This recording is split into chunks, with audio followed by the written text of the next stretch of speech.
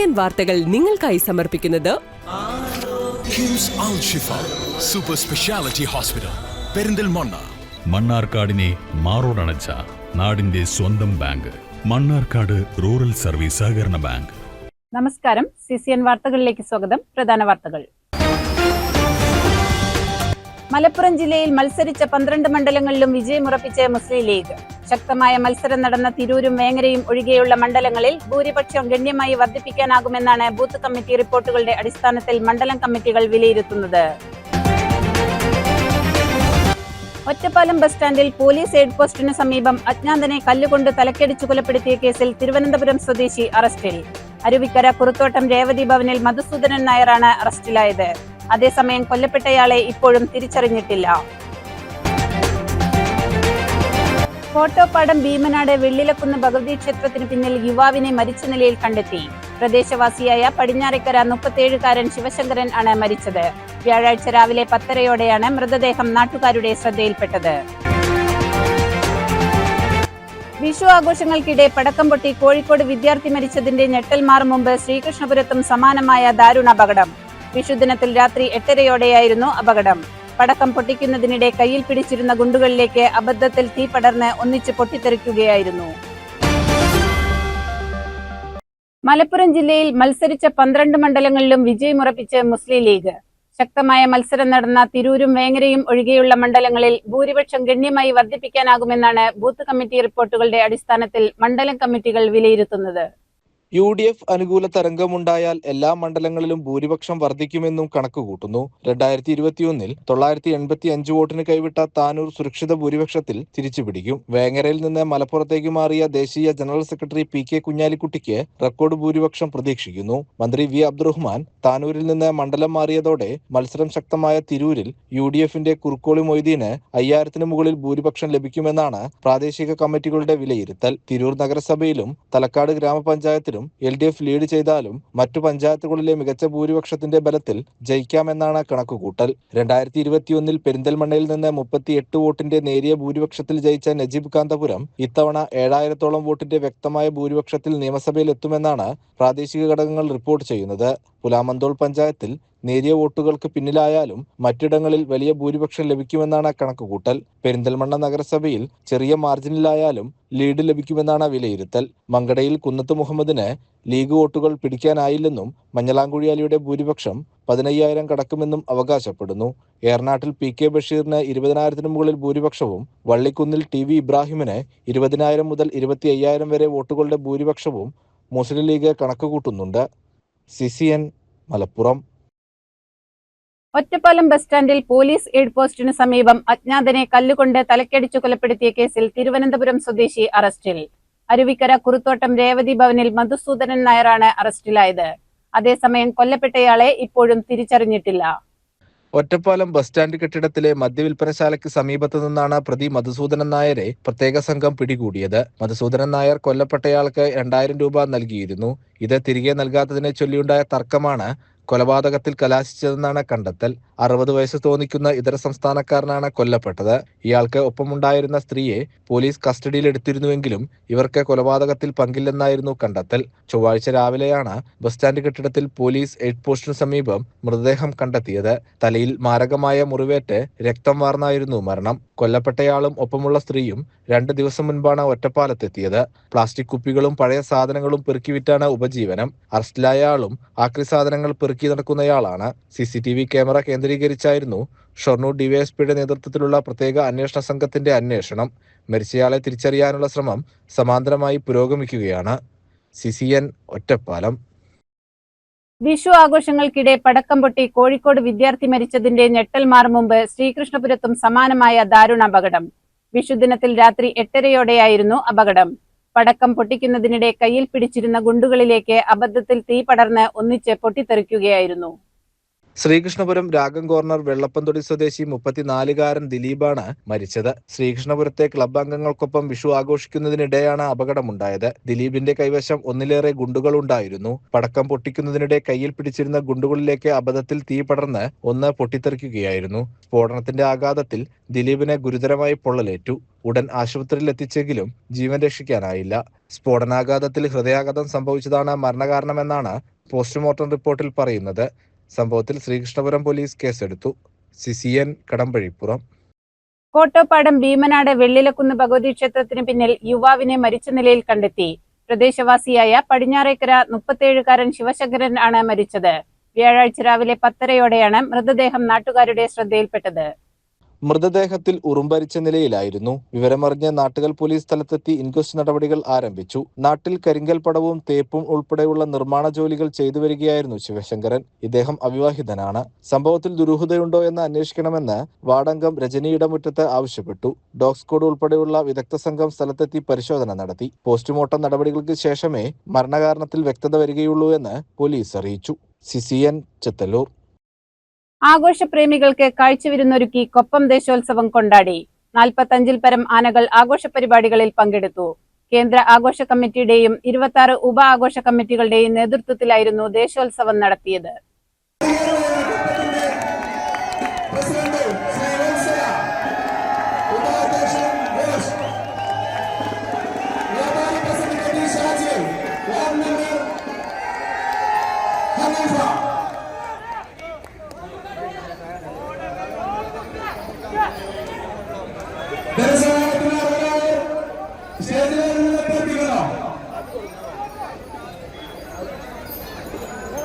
രാവിലെ മുളയങ്കാവ് റോഡിൽ നടന്ന ചടങ്ങിൽ കൊപ്പം പഞ്ചായത്ത് പ്രസിഡന്റ് TV വത്സല കൊടിയേറ്റം നിർവഹിച്ചു. 13 ആനകൾ കൊടിയേറ്റ ചടങ്ങിൽ അണിനിരന്നു. തുടർന്ന് വൈകിട്ട് നഗരപ്രദക്ഷിണ ഘോഷയാത്രയും ഉണ്ടായി.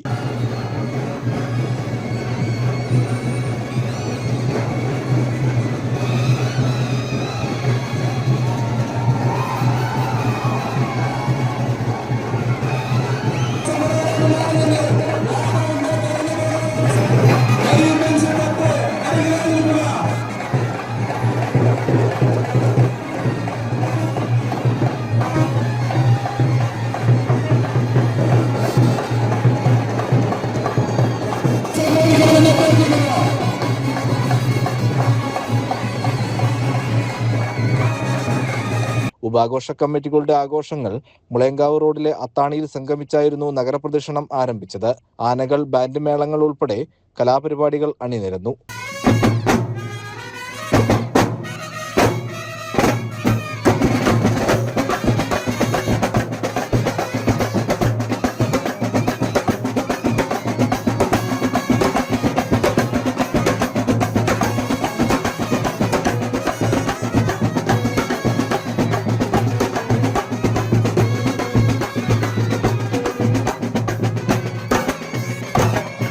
CCN ചെർപ്പുളശ്ശേരി.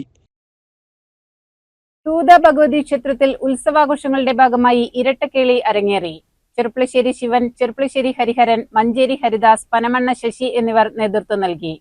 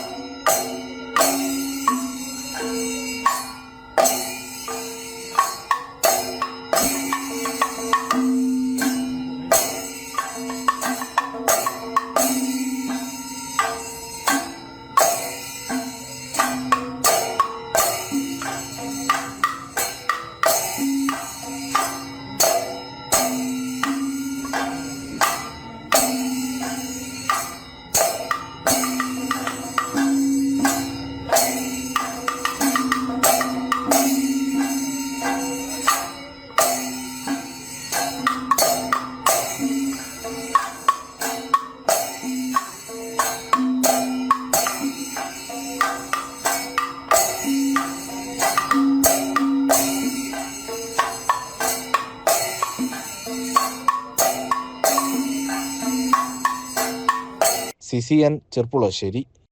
കേരളത്തിൽ കനത്ത ചൂട് തുടരുമെന്ന് കേന്ദ്ര കാലാവസ്ഥാ വകുപ്പ്. ഏപ്രിൽ 19 വരെ പാലക്കാട് ജില്ലയിൽ ഉയർന്ന താപനില 40 ഡിഗ്രി സെൽഷ്യസ് വരെയാകുമെന്നും അറിയിപ്പിൽ പറയുന്നു. കൊല്ലം ജില്ലയിൽ ഉയർന്ന താപനില 39 ഡിഗ്രി സെൽഷ്യസ് വരെയും കോട്ടയം ജില്ലയിൽ ഉയർന്ന താപനില 38 ഡിഗ്രി സെൽഷ്യസ് വരെയും ഉയരുമെന്നാണ് കാലാവസ്ഥാ വകുപ്പ് മുന്നറിയിപ്പ് നൽകുന്നത്. തിരുവനന്തപുരം, പത്തനംതിട്ട, ആലപ്പുഴ, എറണാകുളം, തൃശൂർ, മലപ്പുറം, കോഴിക്കോട്, കണ്ണൂർ, കാസർഗോഡ് ജില്ലകളിൽ ഉയർന്ന താപനില 37 ഡിഗ്രി സെൽഷ്യസ് വരെയും ഉയരാൻ സാധ്യതയെന്ന് കാലാവസ്ഥാ വകുപ്പ് അറിയിച്ചു. ഉയർന്ന താപനിലയും ഈർപ്പമുള്ള വായുവും കാരണം ഈ ജില്ലകളിൽ മലയോര മേഖലകളിൽ ഒഴികെ 19 വരെ ചൂടും അസ്വസ്ഥതയുമുള്ള കാലാവസ്ഥയ്ക്കും സാധ്യതയുണ്ട്. സംസ്ഥാനത്ത് ഉയർന്ന ചൂട് റിപ്പോർട്ട് ചെയ്യപ്പെടുന്ന സാഹചര്യത്തിൽ പൊതുജനങ്ങൾക്കായി സംസ്ഥാന ദുരന്ത നിവാരണ അതോറിറ്റി ജാഗ്രതാ നിർദ്ദേശം പുറപ്പെടുവിപ്പിച്ചു. 12 ജില്ലകളിൽ മഞ്ഞ അലർട്ട് നിലവിലുണ്ട്. ഉയർന്ന ചൂട്, സൂര്യാഘാതം, സൂര്യാതാപം, നിർജ്ജലീകരണം തുടങ്ങിയ നിരവധി ഗുരുതരമായ ആരോഗ്യ പ്രശ്നങ്ങൾക്ക് കാരണമാകും. ആയതിനാൽ പൊതുജനങ്ങൾ ജാഗ്രതാ നിർദ്ദേശങ്ങൾ പാലിക്കേണ്ടതാണ്. News desk CCN. ഒരു ഗ്രാമത്തിലെ ക്ഷേത്രത്തിന്റെ പുനരുദ്ധാരണ പ്രവർത്തനങ്ങൾക്ക് വേണ്ടി ഏതെല്ലാം മാർഗത്തിലൂടെ പണം സ്വരൂപിക്കാം എന്നതിന് ഉദാഹരണമാണ് വെള്ളിനേഴി കലാഗ്രാമത്തിലെ ചെങ്ങണിക്കോട്ടുകാവ്. ക്ഷേത്ര ഭാരവാഹികൾ വിഷുപ്പാലട ഒരുക്കി ക്ഷേത്രത്തിലെത്തുന്ന ഭക്തർക്ക് നൽകിയാണ് ഉദ്യമത്തിൽ പങ്കാളികളാക്കിയത്.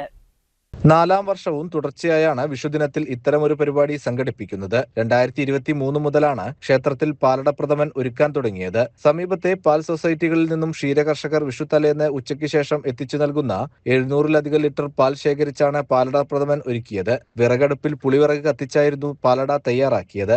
നാടൻ പാൽ, പഞ്ചസാര, അട എന്നിവ മാത്രം ഉപയോഗിച്ച് പാകം ചെയ്യുന്ന പാലടപ്രഥമന്റെ ആവശ്യക്കാരുടെ എണ്ണത്തിൽ ഗണ്യമായ വർധനയാണ് ഓരോ വർഷവും ഉണ്ടാകുന്നത്. 250 രൂപയാണ് പാലടയ്ക്ക് ഈടാക്കുന്നത്. പാചക വിദഗ്ധനായ കൃഷ്ണദാസ് മഠത്തിന്റെ നേതൃത്വത്തിലാണ് പായസം തയ്യാറാക്കിയത്. ഇത്തവണ മാങ്ങോട് ആർദ്രം പാലിയേറ്റീവ് ആശുപത്രിയിലെയും ചെർപ്പുളശ്ശേരി സർക്കാർ ആശുപത്രിയിലെയും രോഗികൾക്കും കൂട്ടിരിപ്പുകാർക്കും വിഷുപ്രഥമൻ എത്തിക്കാൻ സന്നദ്ധരായി ഒട്ടേറെ പേർ എത്തിയതായും ഇതിൽ ഏറെ സന്തോഷം നൽകുന്നതായും ക്ഷേത്രം ഭാരവാഹികൾ പറഞ്ഞു. ക്ഷേത്രത്തിലെത്തുന്ന ഭക്തർക്ക് 5 മണി മുതൽ വിഷുക്കണി ദർശനവും ഒരുക്കിയിരുന്നു. വിഷുക്കൈനീട്ടവും വിഷുക്കഞ്ഞിയും നൽകി. ക്ഷേത്രത്തിലെ പുനരുദ്ധാരണ പ്രവർത്തനങ്ങൾക്കായി വിഷുപ്പായസം ഇവിടെ ഉണ്ടാക്കിയിരുന്നു. ഏകദേശം 600ഓളം പായസം തയ്യാറാക്കിയിരുന്നു. അത്യാവശ്യം തിരക്കുണ്ടായിരുന്നു. ഇനിയും പുനരുദ്ധാരണ പ്രവർത്തനങ്ങളുമായി മുന്നോട്ട് പോകാനാണ് ക്ഷേത്രം ഭാരവാഹികൾ ശ്രമിക്കുന്നത്. എല്ലാവരുടെയും ഇനിയും സഹകരണങ്ങൾ ഉണ്ടാകുമെന്ന് പ്രതീക്ഷിക്കുന്നു. Trustee board chairman AM Mohankumar, Manikandan Vattoli, M Manikandan, ഗ്രാമപഞ്ചായത്ത് 2ാം വാർഡ് അംഗം നന്ദിനി, ക്ഷേത്രം ഭാരവാഹികളും വനിതാ കൂട്ടായ്മ അംഗങ്ങളും പ്രവർത്തനങ്ങൾക്ക് നേതൃത്വം നൽകി. CCN ചെത്തല്ലൂർ. 7 പതിറ്റാണ്ടപ്പുറത്തെ വിഷുവിശേഷങ്ങൾ പങ്കുവയ്ക്കുകയാണ് ചെത്തല്ലൂർ തെക്കുമുറി അമ്പലത്ത് വീട്ടിൽ അമ്മിണിക്കുട്ടി അമ്മാൾ. 78ാം വയസ്സിലും തന്റെ കുട്ടിക്കാലത്തെ വിഷു ആഘോഷങ്ങളെക്കുറിച്ചുള്ള ഓർമ്മകൾ ഇന്നും അമ്മിണിക്കുട്ടി അമ്മാളുടെ മനസ്സിൽ മായാതെ നിൽക്കുന്നു.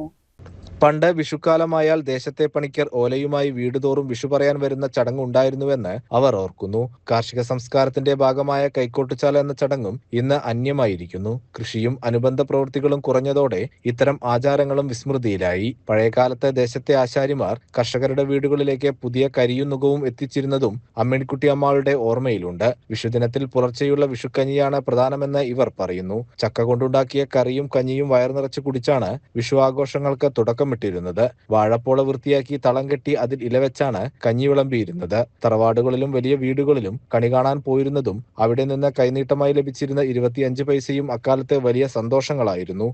രാവിലെ കഴിക്കാനുള്ളത് കഞ്ഞിയായിട്ടാണ് വയ്ക്കുക. അത് കഴിക്കാൻ ചക്കക്കറി ഉണ്ടാവും.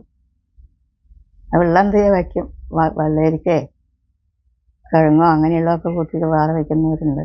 പണിക്കാരുണ്ടെങ്കിൽ അവർ വരും. അവർ രാവിലത്തെ തിരക്ക് കഴിഞ്ഞ് അവർ വരും. അപ്പോൾ കഴിക്കേണ്ട സമയം നോക്കിയിട്ടാണ് കൊടുക്കൽ. രാവിലെ നേരത്തെ വരുന്നവർക്കാണെന്ന് വെച്ചാൽ അപ്പോൾ കഞ്ഞിയാണെന്ന് വെച്ചാൽ അതായിട്ട് കഴിച്ച് പോയിട്ടുണ്ടാവും. പിന്നെ ഉച്ചയോട് കൂടെയാണെന്ന് വെച്ചാൽ അവർക്ക് അങ്ങനെ ഊണായിട്ട് കഴിച്ചു കൊടുക്കും. 8:45 ഒപ്പം വരും എല്ലാവരും വരാനുള്ളവർ. അപ്പം അങ്ങനെ കഴിച്ചു പോകും. ഓട്ടുരുളിയിൽ അരി, നെല്ല്, മുണ്ടും പൊന്നും, കണിവെള്ളരി, കണിക്കൊന്ന, അടയ്ക്ക, വെറ്റില, നാളികേരപ്പാതി, ശ്രീകൃഷ്ണ വിഗ്രഹം എന്നിവ ഒരുക്കിയായിരുന്നു പഴയകാലത്തെ കണിയൊരുക്കൽ. വിഷു ദിവസം പ്ലാവിനിലയിലുണ്ടാക്കുന്ന അടയും കാരോലിൽ തീർത്ത ഉണ്ണിയപ്പവും അന്നത്തെ പ്രത്യേകതകളായിരുന്നു. എന്നാൽ പുതിയ തലമുറ ആധുനിക സാങ്കേതികവിദ്യയുടെ പിന്നാലെ പോകുമ്പോൾ പഴയകാലത്തെ ഈ നന്മകളും ആചാരങ്ങളും മറന്നുപോകുന്നതിൽ അമ്മിണിക്കുട്ടിയമ്മാൾ നേരിയ സങ്കടവും പങ്കുവച്ചു. CCN ചെത്തല്ലൂർ. കഥകളി അരങ്ങിനെ പേരുകേട്ട മണ്ണമ്പറ്റ പച്ചായിൽ ശിവക്ഷേത്രത്തിലെ ഉത്സവത്തോടനുബന്ധിച്ച് കലാപരിപാടികൾ ആരംഭിച്ചു. 2ാം ദിവസമായ ബുധനാഴ്ച പച്ചായിൽ ബ്രദേഴ്സ് സ്പോൺസർ ചെയ്ത യുവ പ്രഭാഷകനും എഴുത്തുകാരനുമായ PM വ്യാസൻ അവതരിപ്പിച്ച ഭക്തി പ്രഭാഷണം ഏറെ ഭക്തിസാന്ദ്രമായിരുന്നു. അപ്പോൾ ഒരു ഗ്രാമപ്രദേശത്ത് അല്ലെങ്കിൽ ഒരു ദേശത്ത് മഹാദേവന്റെ ഒരു ക്ഷേത്രം ഉണ്ടാവുക എന്ന് പറയുന്നത് അതിന് ചുറ്റുവട്ടത്ത് താമസിക്കുന്ന ആൾക്കാരെ സംബന്ധിച്ചിടത്തോളം വളരെയധികം അനുഗ്രഹീതമായിട്ടുള്ള ഒന്നാണ്. ഇതൊക്കെ പല തെറ്റിദ്ധാരണകളും സമൂഹത്തിൽ ഉണ്ടാവുന്നുണ്ട്. ഞാൻ പലയിടത്ത് പോകുമ്പോഴും ഇങ്ങനെയുള്ള വാസ്തു സംബന്ധമായിട്ടുള്ള അറിവൊന്നും എനിക്കില്ല. എങ്കിൽ പോലും പല ആൾക്കാരും ചോദിക്കാറുണ്ട്, ഈ ശിവന്റെ അമ്പലത്തിന്റെ അടുത്ത് വീട് വയ്ക്കാൻ പാടുണ്ടോ, ഭഗവതിയുടെ അടുത്ത് താമസിക്കാൻ പാടുണ്ടോ, ഭഗവതിയുടെ അടുത്തുള്ള ഭൂമി വാങ്ങാൻ പാടുണ്ടോ? നമ്മൾ എന്തിനാണ് നമ്മുടെ ഈശ്വരന്മാരെ ഒറ്റയ്ക്കാക്കണമെന്ന് എനിക്ക് ഇതുവരെ മനസ്സിലായിട്ടില്ല. അവരുടെ അടുത്ത് താമസിക്കാൻ എന്ത് ബുദ്ധിമുട്ടാണ് ഉണ്ടാവുന്നത് എന്നുള്ളത്. അങ്ങനെ ഒരു ഭയത്തോടു കൂടി കാണേണ്ട ഒന്നാണ് ഈശ്വരൻ എന്ന് പറയുന്ന സങ്കല്പം എന്നുള്ള കാര്യത്തിനെ കുറിച്ച് എനിക്ക് അഭിപ്രായ വ്യത്യാസമുണ്ട്. ആ ഭയത്തോടു കൂടി കാണുന്ന ഈശ്വര സങ്കല്പങ്ങളിൽ ഒന്നാമത്തെ പൊസിഷനിൽ വരുന്ന ആൾക്കാരിൽ ഒരാളാണ് മഹാദേവൻ, ശിവൻ. നിങ്ങൾ ഈ കൂടിയ ആൾക്കാരിൽ തന്നെ നിങ്ങൾ ഗുരുവായൂരപ്പനോട് എടുക്കുന്ന ലൈസൻസ് നിങ്ങൾ ഒരിക്കലും ആരും എടുക്കാറില്ലേ? മഹാദേവനോട് സ്വീകരിക്കാറില്ലേ? കാരണം മഹാദേവൻ എന്ന് പറയുമ്പോൾ എപ്പോഴും ഒരു സ്റ്റെപ്പ് പുറകിലാണ് നമ്മൾ നിൽക്കുക. ഭഗവാനെ അത്ര അങ്ങോട്ട് അടുത്ത് കണ്ട് സ്നേഹിക്കാൻ അല്ലെങ്കിൽ അടുത്ത് ചെന്ന് പെരുമാറാൻ ശിവനെ എത്രത്തോളം നമ്മുടെ ഇന്നത്തെ സമൂഹത്തിലുള്ള ആൾക്കാർ തയ്യാറാവുന്നുണ്ടെന്നുള്ള കാര്യത്തിൽ സംശയമുണ്ട്. അത് ഏറ്റവും അധികം വേദനാജനകമായിട്ടുള്ള ഒരു കാര്യമാണ് മഹാദേവനെ ഭയക്കുക എന്നുള്ളത്. ഏപ്രിൽ 16-ന് രാവിലെ കലാമണ്ഡലം ഈശ്വരനുണ്ണിയുടെ ചാക്യാർകൂത്തും വൈകിട്ട് കൈകൊട്ടിക്കളിയും നടക്കും. രാത്രി 7 മണിക്ക് പാലക്കാട് മിയ മൽഹാർ അവതരിപ്പിക്കുന്ന ഭക്തിഗാനമേളയും 8:30-ക്ക് ഒറ്റപ്പാലം ഹരി, കലാമണ്ഡലം കൃഷ്ണദാസ് എന്നിവർ നയിക്കുന്ന തായമ്പകയും അരങ്ങേറും. ഉത്സവത്തിന്റെ സമാപന ദിവസമായ 21-ന് രാത്രി 7 മണിക്ക് പഞ്ചവാദ്യത്തോടെയുള്ള തിരിച്ചെഴുന്നള്ളിപ്പ് നടക്കും. പുലാപ്പറ്റ രമേശനും സംഘവുമാണ് പഞ്ചവാദ്യത്തിന് നേതൃത്വം നൽകുന്നത്. CCN കടമ്പഴിപ്പുറം. പ്രധാന വാർത്തകൾ ഒരിക്കൽ കൂടി.